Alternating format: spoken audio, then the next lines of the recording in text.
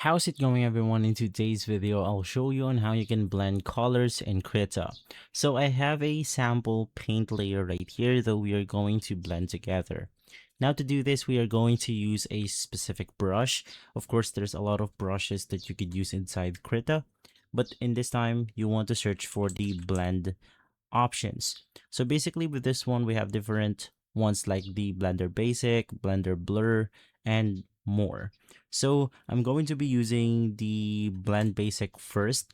And if you want to blend these colors together, you could just click on it. And basically from there, it will simply blend these colors right here. Now, if you want to apply some blur, of course, you want to select other tools like this one.